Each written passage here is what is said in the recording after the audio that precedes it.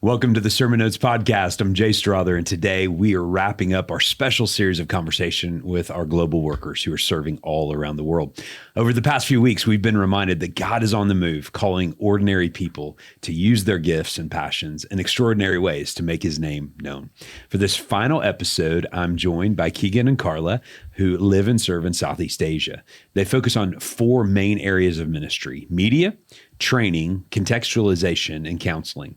Through their work with Create Labs, they support the creation of evangelistic resources for unreached people groups, provide training and technical support to equip others, and help advance new gospel sharing initiatives. Carla also serves as a clinical counselor with the Well International, where she comes alongside missionaries in their own journeys. So you'll hear how God is using both media and counseling to expand his kingdom in creative and powerful ways. So let's dive into the conversation. Keegan and Carla, it's so good to have you on the podcast. So we got to share a meal together like a year-ish ago, I think, with a church member, and really enjoyed that as well. And so it's fun to see you guys back stateside and to get to have this conversation today. And so, all right, first of all, we got to start with your stories. And so, Carla, we'll start with you. Just talk about, maybe even include how you met Keegan, but how you guys ended up discerning this call to what you're doing together. I want to brag about Brentwood Baptist a little bit first. I was 25, and I call her my crazy Jesus friend. She has since gone to be with the Lord, but she brought me to Kairos one night. Awesome. And it was this crazy rock concert, and I had a radical encounter with the Lord. Praise and God. I said, you know what?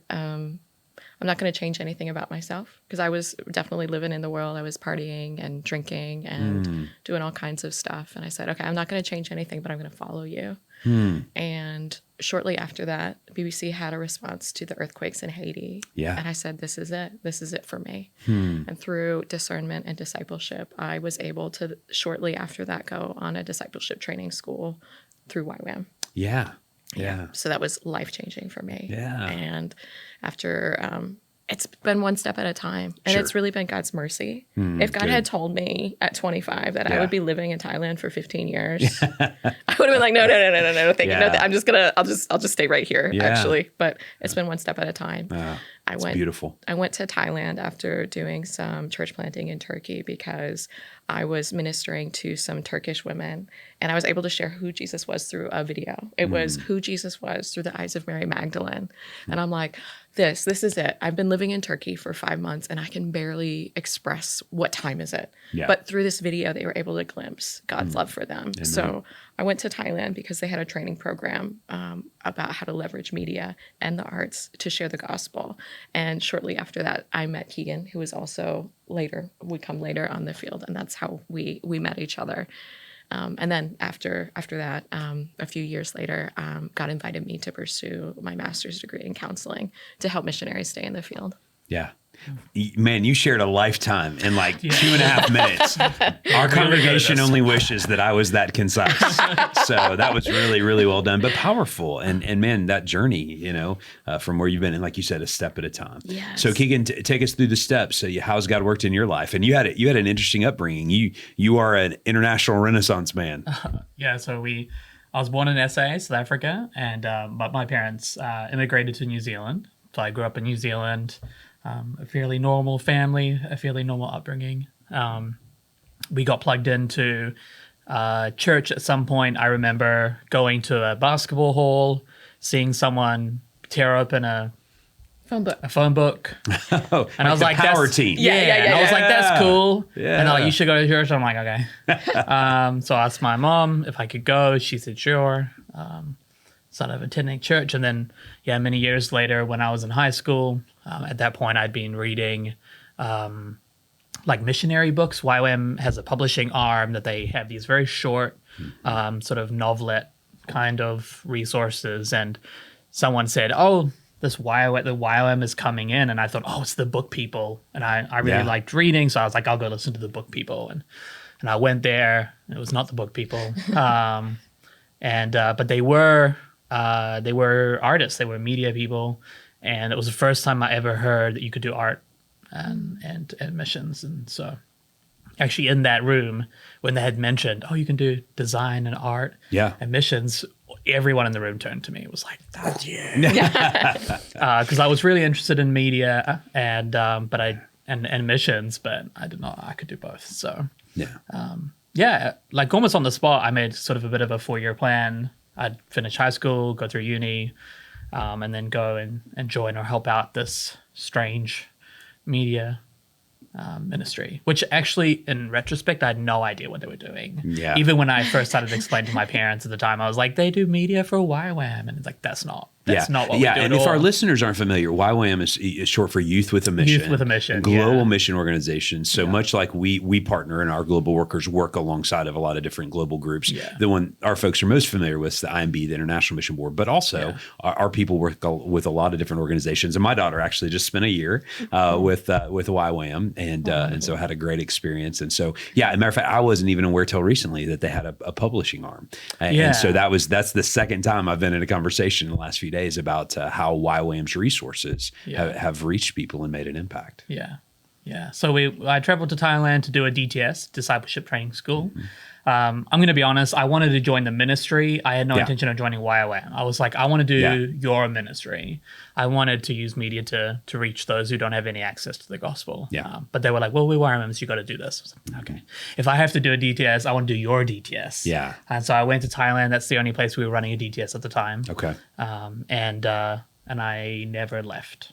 Okay. So DTS, that discipleship training school. Yeah, it's a 6-month school. Yes, and so let's lean into that part a little bit and create labs ministry because I think this is what's so powerful. I think before we went on air, we were talking about the fact that I think growing up as a kid, I felt like that the lanes for missionaries were like there were just a few. You're a preacher, you're a church planner, you're kind of a doctor, you're an evangelist in the sense that you go out and hit the streets, kind of thing. Maybe humanitarian work, but I don't think I ever thought that things like counseling, things like creative arts could be used for mission work, but they totally can. Makes sense now, but I think that may open up some categories for some of our folks. So give us some specific examples, because I know you guys do a lot of different types of projects. But give us some examples of the types of things in media that you create. Yeah, so Create International is, like I said, a media and missions in YWAM. We've got 10 teams currently around the world, and each one of those teams does fairly different things. Sure. But on the whole, Create is known for making live action films. That's kind of the bit of the bread and the butter. That's what we've been doing for 35 plus years, is live action, contextualized short films. Now, we do more than that, particularly in the past 10 years. So we've been on the field for coming on 13 years now. Create does animation. We make children's resources. We make documentary films, prayer guides. We make websites. We run the gamut of resources. If it's got media involved and we can plug it into telling people about Jesus, we've probably given it a go. Good. When Carla was still plugged in full time with us, she helped lead a fine arts school where we taught people how to paint. Cross-culturally and use that to make films for the gospel. So we've really tried all sorts of things. Yeah, let's unpack that term contextualization a little bit. So Carla, when I say that, explain how that works on the field. Yeah. Well, I didn't actually realize I had a worldview until I went overseas. I was like, you mean people experience things differently than I do? Yeah. Okay, great. So the way that you communicate changes depending on who your audience is. So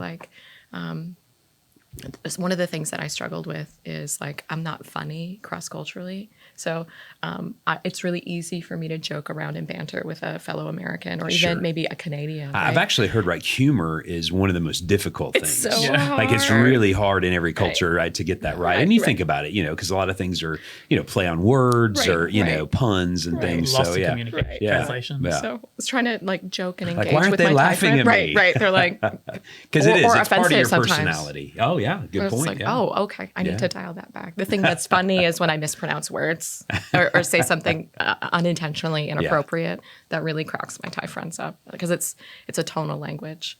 Yeah. So I'm a little bit not tone sensitive, so I say funny things all the time, but they're really sweet about it. That's why you have friends, right? They're good friends. Yeah, you got to let me know. But I think that's the big thing is having friends, and then approaching communication with humility, right? Is I'm not the expert in this field. Yeah. Like, what does it mean when I say this? So it's checking back. It's checking back. Yeah, and contextualization definitely goes beyond like translation. I think that's stage one. And I think the church is actually reasonably good at that. You know, churches love to make Bibles, translate Bibles. So we've been translating things into languages from day one. Yeah, that's good. So I think the church is very good at translation in many ways. But I think when we talk about contextualization, sometimes in sort of maybe a more modern sense, although we can see it played out in church history throughout, we're talking about something a little bit further than quote unquote mere translation. So we're talking worldview shifts. We're talking, there's some surface level things like cultural, like dress, the way we behave, the way we structure ourselves, how we sit, or things like that need to be that change in the way that we tell the gospel. But then that gets deeper than that, and there are real specific or really important worldview differences around the world. But if we're unwilling or if we're unable to sort of come to terms with that, we're always going to be just not as effective as we can in talking about the gospel. Yeah, every you mentioned worldview. It's like a lens that we see the world through. Every culture has a narrative. It has these overarching stories. And so as a missionary to say, we've got this timeless gospel, right, that doesn't change, but I'm in a culture in which there's a different story that predominates. How do we get under or inside of that story to be able to share the Christian story, the gospel story? It has to be fascinating, especially, with these different media tools, with painting, with digital arts, with filmmaking, because what stories are going to resonate with different cultures are going to differ, hence the importance of contextualization. So talk to us a little bit about the counseling piece, Carla, that you do as well. Because that and even how you kind of ended up there. You kind of started working alongside of YWAM and this ministry, but then saw the need and obviously had a passion, interest, as you mentioned, got your degree. Talk to us about what that ministry looks like. Yeah, I love the work that I get to do. So I work at a counseling center, and it is specifically geared to serving missionaries. We are not organizationally specific, which I think is a huge bonus. Wise, so any org can come to us. We have served over 500 different organizations. Wow. There's a lot. Yeah. And we're neutral ground. So they can come. Sometimes it's conflict within their organization that they're struggling with. Unhealthy work dynamics. Sometimes it's trauma. Sometimes it's childhood things that are uncovered that haven't been a problem in home cultures. Because we've grown up in our home culture, right? And we know how to manage that anxiety. If we go to the gym every week and exercise, we have our friends, things are normal. But when you're taken completely out of your home context, that stress level goes up. So sometimes it's just helping missionaries think through, okay, how do I live well? How do I thrive? I don't have a gym here that I can go to. What does that look like in this context? Or maybe we need to bring in a medication component. Maybe it's a psychiatrist referral to help them become in a more stable place. So I feel like I have the most incredible clients. They're all motivated. And I feel like I have this front row seat to see what God is doing and the way that he redeems harm. And I know that sounds trite, but it's just really biblical. It's biblical, It's incredible to see the way that God brings healing to people. Well, what a tremendous ministry on a couple of fronts. We've talked some in this series about the fact that rightfully so, we at least growing up in the church, you elevate missionaries, and you think, well, they're so close to God, they can't possibly struggle with anxiety or depression or that kind of thing. But as we've been talking about, we got to take off the cape sometimes. That's right. And they're real people. And like you said, we all have our own baggage even in the culture that we're comfortable with. Now you go cross culturally and it introduces a whole new set of challenges. And so, I think that is one area that the church globally is becoming more aware of, is this idea of trauma, mental health. So I love it that not only are you a global worker, a missionary, but you get to minister to the missionaries. In our culture, we talk about how many pastors burn out, that kind of thing. But I think, it's only recently that I've read articles and read books where there's an equal amount of concern now for missionaries that burn out. We recommend doing debriefing at least annually. So the difference between debriefing and counseling is maybe there's not necessarily a problem, but there's been a lot of life that has happened. Absolutely. Taking the time to unpack and examine and process what has happened. And that's a huge preventative thing that people can do is get debriefed regularly. And not all missions organizations are in the same place with mental health for their missionaries. Sure. So, the well is a place that people can go and seek out that care on their own. Yeah. You had spoken earlier about the stigma that used to be around counseling in the United States. And I would say that that stigma is still there for Thailand and Thais. Interesting. So something that we do is we do a Thai lay counseling training. So we're equipping Thai Christians to be able to minister to other Thais because just the language, being able to do something in your heart language is huge. I would say Keegan and I have really solid market Thai, right? We can get around, we can talk about surface things, but that heart stuff is really important. So that's another thing that we do is we do training for local Thais and Christians to be able to serve their congregations. Yeah, so not only impacting the missionaries, but they're within the culture that you're serving, equipping, as the Bible calls us to do, you know, the church and the people there to be able to have those conversations because soul care is so important. It is. You know, and it's such an important part of everybody's discipleship journey, but in particular, those who are serving on the front lines. So absolutely tremendous. I'm so encouraged to learn that that's another dimension to your ministry. Yeah. Well, talk to us about the challenges. You know, you all have a daughter and just living in Southeast Asia, and what are the, you know, what are some of the unique challenges to the ministry there? I think balance is hard, right? Finding the rhythm that works for your family.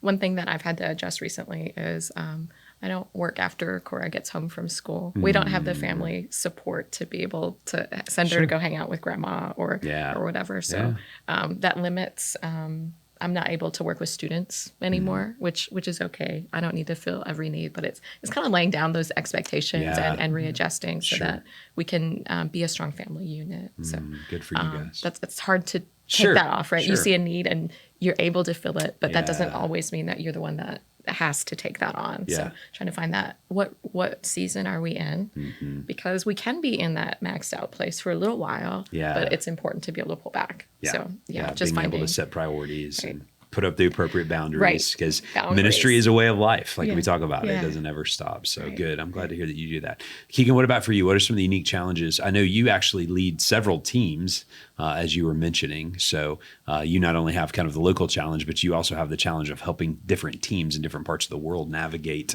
where they're at as well. Yeah. So I don't necessarily lead those teams, but we do work with our teams. Gotcha. And it is unique. We do a fair amount of travel. Honestly, the first thing that came to my mind when I think about Cora and the way that we minister as a family is we've been blessed to be able to do a little bit more travel. We kind of did travel pre-daughter/COVID. She came around about the same time. And then we had a little bit of a break. Went through a little bit of a lull in the past year or so. And also the upcoming year or this year and next year, there's quite a bit more travel. So figuring out also how to travel really well and how to do the trainings and things that we do overseas as well. With a 7-year-old is kind of important with us. Yeah. At one point I had been traveling a little bit alone and doing the training alone. And I just remember being in Indonesia and we were doing a communications course there for movement leaders. And I was sort of sitting there in the hotel that they put me up on and I thought, I'm pretty sure Cora could be here. There's no reason why she couldn't be here. And people just absolutely love her and Carla. Yeah. And so I just remember messaging Carla and saying, okay, next time we're going to put in the effort to get everyone there. Because it does take extra work. Sure. To actually get a family to go there and figure out what everyone's doing, what everyone's role is, and try to talk about to Cora what I'm doing and why I'm busy. But it models something so beautiful, I think, for people to see families ministering together. When I was back in my student ministry days, we would take the girls with us, take the kids with us to youth camp or the mission trips where it was appropriate, kind of thing. And I remember, and then they grow up too with just a different, I think, worldview and understanding, of this is what we do. This is what mom and dad do. So I love that. So we talked about some of the challenges. Let's talk about some of the gifts as well of cross-cultural ministry. What have been some of the kind of beautiful God moments that you guys have been able to encounter? Honestly, the first thing that came to my mind is we had a neighbor across the street, and Thais are amazing, and they love children. In the absence of having like aunties and uncles and grandparents there, we've had so many Thai friends and Thai communities just like welcoming her with smiling faces, delighting in seeing her. So she's grown up like experiencing the world as like a good place that people love her, and I just thank God for that. We got really close to our neighbor. We moved when Cora was about 3. Okay. She would play outside, and they'd always give her little presents through the gate. And this was kind of alarming at first, right? You know, I grew up in America, so I'm like, stranger danger. That's right. You don't take the candy, you know? Yeah. But they just loved her. And Cora, like being a child, became this college-age student's favorite English teacher. Okay. Children are great language teachers. That's a great point. Simple language. They don't mind repetition. That's right. It just became a really sweet relationship. Her name was P. Yam, and she's since moved to Australia. But it was just a really great chance to share about who we are and what we're doing. And it was just like Cora, like taking candy through the gate one day, you know? Yeah. Well, those little divine appointments, right? It was and how God, uses even your child, even children to connect with people. What a beautiful story. So Keegan, any examples that you can think of or any kind of God stories that you feel like, man, it's been fun to watch God work in this way? Yeah, that question's like really hard to answer, actually. Just seeing God move so regularly or in such powerful ways. I think for me, I love teaching. I love being able to kind of teach other people new things. I love that spark that goes off in people's eyes when they get something new. The aha moment. So anytime I get to teach is a bit of a blessing for me. But I must admit, there's something special when those people go and use those same things. So when you see, if we're teaching filmmaking or we're teaching comms or we're teaching whatever we're teaching that day, the week or two after, if we get to see them actually putting that into practice or teaching others, that's a real blessing. And so more recently, we've been working a lot with movements. And so all the training that we were doing is built in such a way that it is easy to replicate. And so more and more we're seeing those that we're training, taking those training and then doing more either on the field or with their movement itself. And there's something very, very special about that. That kind of makes it feels good. Well, no, I love it. And both of you, right, are involved in equipping type ministries. It's 2 Timothy 2:2, and trust the gospel to faithful and capable men who are able to teach others. And that's how true multiplication happens. And I don't think we'll ever know on this side of eternity, right? All of I got to teach this student counsel with this missionary, and they were able to stay on the field as a result, and they were able to train, another movement. And, and that's what's going to be so fun. I think, I mentioned that briefly yesterday in the sermon, is that in heaven, we're going to see the ripple effect through every people, language, tribe, and tongue, and that's going to be so amazing. And I look forward to that so much. So a couple of things. One is spiritual climate of Southeast Asia, where you're at. Do you find that people are open? Are they hostile? And I know it's hard to broadly categorize that because I'm sure there's some of both, but for the most part, because again, I think people think, oh, what's it like in that part of the world? Is it difficult to do what you do? What give us a spiritual temperature of where you live. I think there is an openness, like a curiosity, like, Christmas is very big in Thailand. I'm talking huge Christmas trees, but not the Christ part. Okay. You know what I mean? It's the presents, it's the Christmas trees. Okay. But there's interest. Yes. Right? But to be Thai is to be Buddhist. It's part of community. Cultural identity. It's cultural identity. So I think to tease that out and have those deeper conversations can be a little bit challenging. Would you say? Or I'm going to push back on any attempt to kind of lump all of Southeast Asia in. Oh, that's fair. I think it can be really drastically different. I mean, you can go from, like I said, like Indonesia, where it's quite dangerous in some parts of Indonesia. Oh yes, I was speaking about Thailand. Thailand specifically. Sure. And I wasn't super clear on that either. So, but this is good. See, we get both perspectives. So where it can be incredibly dangerous and difficult in places like that, or places like Vietnam, some parts of Vietnam. And so I think anytime that I can kind of express that, that part of the world. And to be fair, most of the time when we lump these places together, Africa or Southern Africa, it's like it's so much more complex than we might imagine. And so it really does vary quite drastically. So like in Thailand, there is a lot more openness. Okay. In Cambodia, we're seeing a lot of openness in Cambodia. Praise God. A lot of young people coming to the Lord there. And then, you don't have to go too far to hit genuine physical harm when it comes to following Jesus. Yeah. Well, again, it's why we talked about contextualization a moment ago. It's why it's so important. Because, and it's why, even in our campus model, right? Even our communities in Middle Tennessee, neighborhoods can be different, in particular cross-culturally like that. Definitely what you guys encounter, I know has to range, but I love that you guys have teams and you're equipping people to go, training nationals, indigenous leaders, to be able to impact their communities and where they're at. Well, let's walk us down this road for a minute. If we've got some folks out there now, we've been talking about, preach a whole series this month called The Call, have had you guys in front of life groups and, panel discussions and lunch and learns and all of these things. So somebody out there, they're intrigued. The Spirit's kind of stirring a little bit. What would you encourage them to do? What would be some next steps they could take? You want to go first? Yeah, go. They can contact us if they want, or any of the other missionaries through BBC. I think talking to somebody that is there doing it is so helpful. It kind of takes the cape off, right? It's not this imaginary thing, That's right. Because I remember the first time I heard about missions, you mean they sold everything? Yeah. Like, wait, what? And you get kind of caught up in like, what is it to go? But then you start talking to mission, and they're just real people. They're just like the person that you're sitting across from. So it kind of, I think it makes it more tangible. So I would start with some conversations with missionaries that are actually serving, and then listening to what are you passionate about? What are you doing? And you just feel God's smile on you, right? Good way to put it. I used to think, I do art, but that's not something God can use. I had that same template of I have to be a doctor, but I'm already 25, so that ship has sailed, 40 years old now. And then thinking, I'm not really good at building things. Like, how do I go? And the Lord was very sweet in sharing and showing me, part of that creativity, that's part of how I've created you. And that's going to touch the nations. So what is it that you love to do?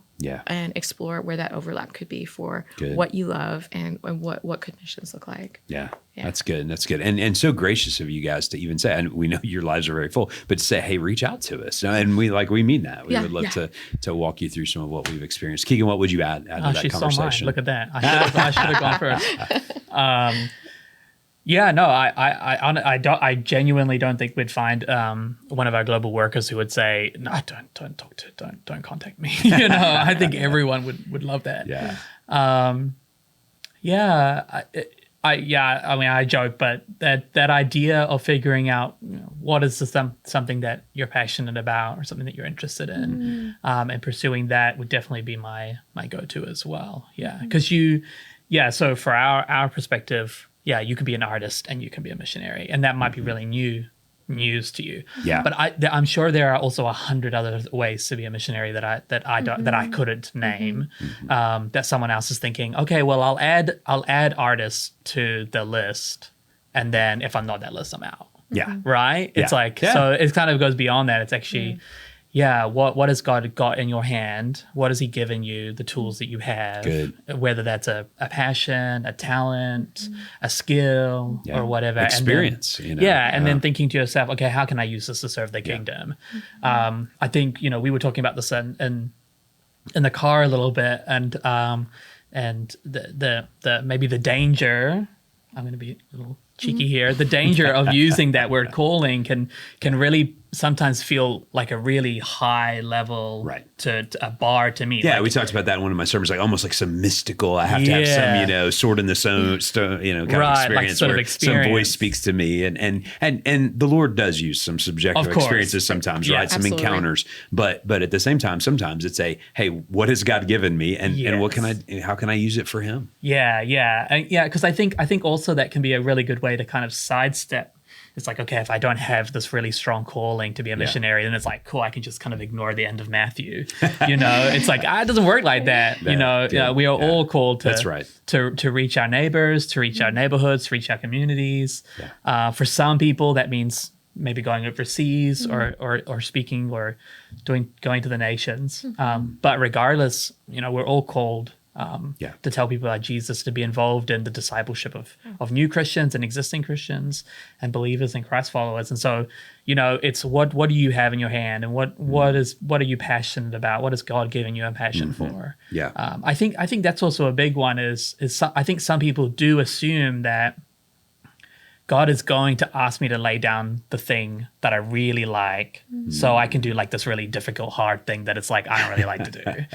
And there's like a little bit of fear of like, what happens if that happens? And it's okay. Listen, I'm not saying that he won't. Like, God works in 8 billion different ways. Apparently, that's right. But at the same time, our experience has been that God has given us those talents, and he's given us those passions, and he wants to work with us. He cares for us. And so I feel like if you can look at those things, they're almost like a little bit of a calling card, and you kind of look at, okay, what has God given me? Okay, maybe there's something there. He's given me that passion. He's given me that talent. He's given me that skill for a reason. Good. And then how do I put that into practice and serving him and his kingdom? Yeah, I love it. There's this John Piper quote that says, God is up to 10 million things, and you may be aware of 3 of them. That's right. That's right. But again, if you take those 3 things and you place them in God's hands and you're open, I love that, And so, I agree. Everybody's called, but what is our assignment? Where are we to go? When, how, those are the right questions to be asking, not if, right? We know we're called. So thanks for preaching to the preacher. And I like what you said as well, just that taking that first step. I think that's also a big deal, because sometimes the assumption is the big step is to sell absolutely everything and join a large missions org, and maybe that's not usually it. It's usually do the next thing, right? It's usually, hey, finish school. It's email that missionary that you're interested in. It's go take a short-term trip. There are these small things. I think if you ask any missionary, they got to where they are not by making one giant leap. It's a host of smaller steps and obedience that got them to where they are. Good point. All right, final things as we wrap up. It's been a great conversation. It's flying by. What do you feel like God's teaching you, and how do we pray? And maybe there's a connection between the two of those right now. What do you feel like God's showing you, and how do we best pray for you guys?